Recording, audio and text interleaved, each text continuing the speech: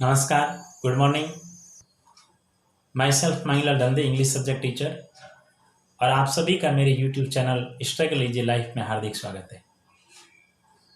आज मैं आपके सामने एक ऐसे टॉपिक पे चर्चा करने जा रहा हूँ जो परीक्षा की दृष्टि से बहुत ही महत्वपूर्ण है, न्यूमेरिकल क्वेश्चन है।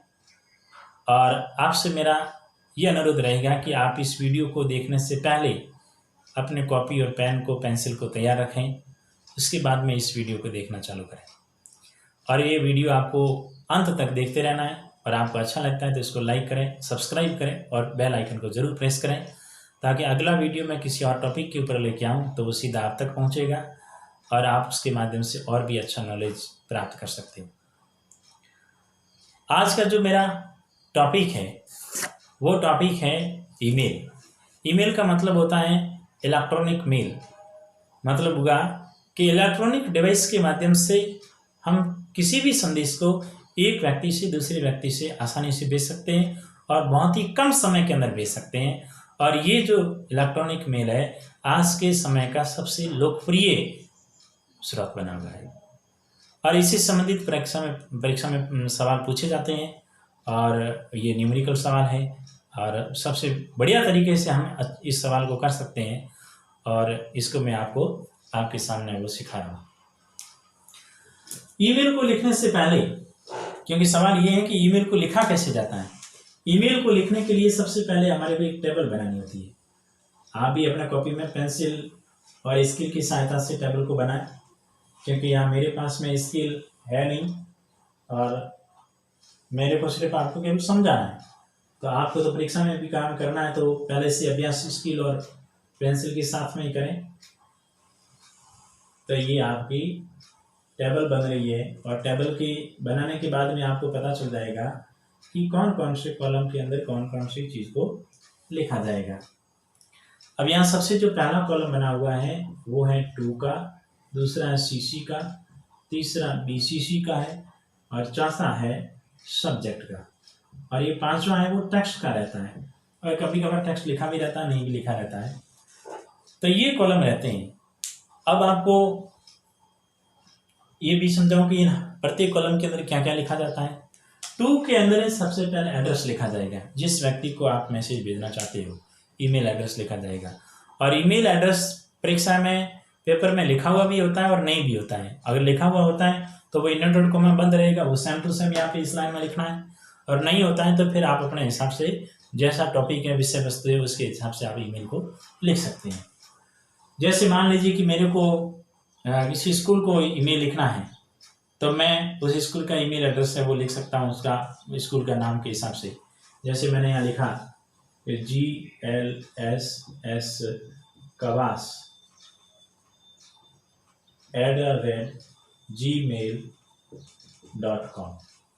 तो ईमेल एड्रेस के अंदर खासियत ये रहती है कि एक तो इसके सारे जो लेटर रहते हैं, सारे अक्षर रहते हैं वो छोटे ABCD में होते हैं, स्मॉल लेटर में होते हैं। और दूसरा, ईमेल लिखते समय किसी प्रकार के अक्षरों के बीच में गैप नहीं होता, दूरी नहीं होती है। और बाय द वे ईमेल लिखते समय आपकी दूरी रह भी गई तो आप उसको माइनस या डैश का चिन्ह लगा करके या और कोई चिन्ह लगा करके पूरी कर सकते हैं। और अगर आपने नहीं की तो वो ईमेल एड्रेस आपका गलत माना जाएगा। फिर आगे CC वाला कॉलम आता है। CC वाले कॉलम में परीक्षा की दृष्टि से कुछ भी नहीं लिखा जाता है। BCC वाले कॉलम में परीक्षा की दृष्टि से कुछ नहीं लिखा जाता है।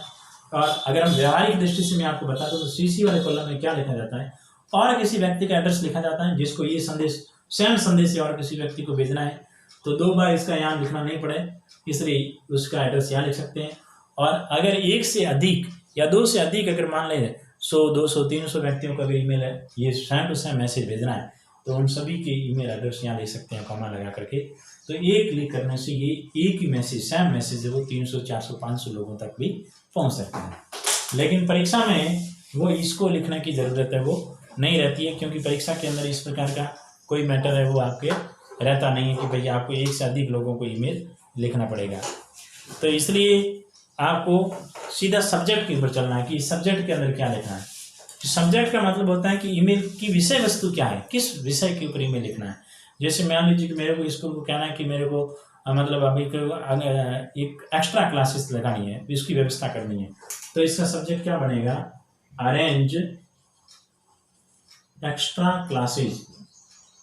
क्लासेज अब किसकी लिखा लगाई है, जैसे अंग्रेजी है, इंग्लिश की है, मैथ्स की है, साइंस की है, वो और किसी की भी है, तो ये एक सब्जेक्ट बन गया। तो ये इसका सब्जेक्ट हो गया। तो इस सब्जेक्ट के आधार पे वो ईमेल लिखा जाएगा। अब यहाँ टेक्स्ट में, तो टेक्स्ट में जैसे आपको ध्यान रखना है, किसी फ्रेंड को वगैरह मदर फादर को लिखते हैं तो यहाँ माय डियर फादर मदर वो आएगा, जैसे मैंने लेटर में समझाया पिछले वीडियो के अंदर।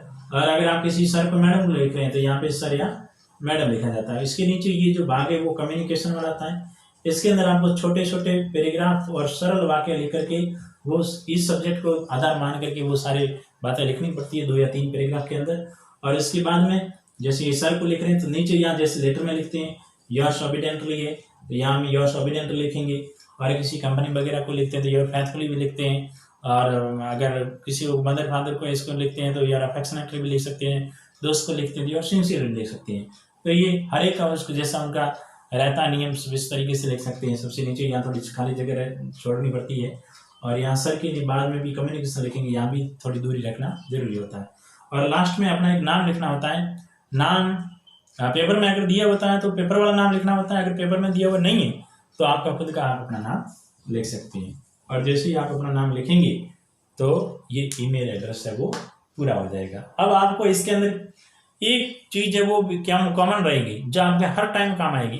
एक बार आपने याद की तो फिर हमेशा याद जाएगी, यानी इस ईमेल का फॉर्मेट। ये जो मैंने आपको बताया ये फॉर्मेट है, फॉर्मेट ऑफ एन ईमेल। ये फॉर्मेट आपका हर समय काम करेगा, यानी आपको इस फॉर्मेट के माध्यम से भी अच्छे नंबर मिलेंगे। और नई नई जो चीज आपको याद करनी पड़ेगी वो रहेगा आपका सब्जेक्ट, और इसके ऊपर आपके विषय, इस सब्जेक्ट के आधार पर जो आपका पैराग्राफ बनेगा, जो आप बातचीत लिखोगे, कम्युनिकेशन लिखोगे, वो 2, 4, 5 लाइन जो होगी वो आपको नहीं याद करनी पड़ेगी। आपको हर ईमेल के अंदर ये टेबल लाइन वगैरह 2CC BCC याद करने की जरूरत नहीं रहेगी।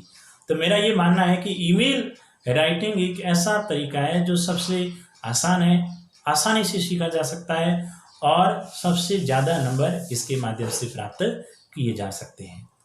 तो मेरा आप सभी से निवेदन है कि आप इसको सीख करके, देख करके और अपना प्रैक्टिस सबसे ज़्यादा करें। ये ध्यान रखें कि इसको एक बार देख लिया, 2 बार देख लिया, इसके कुछ नहीं होगा।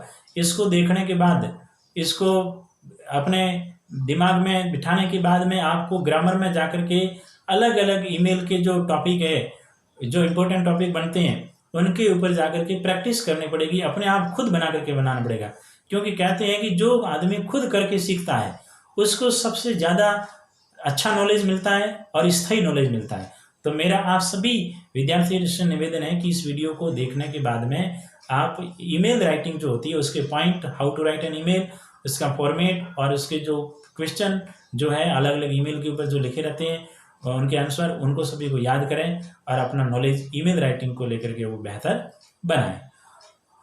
और अभी तक आपने इस वीडियो को देखा है और आपको अगर अच्छा लगा है तो इसको लाइक, सब्सक्राइब और बेल आइकन को जरूर प्रेस करें ताकि अगला वीडियो सीधा आपके पास में पहुंचेगा।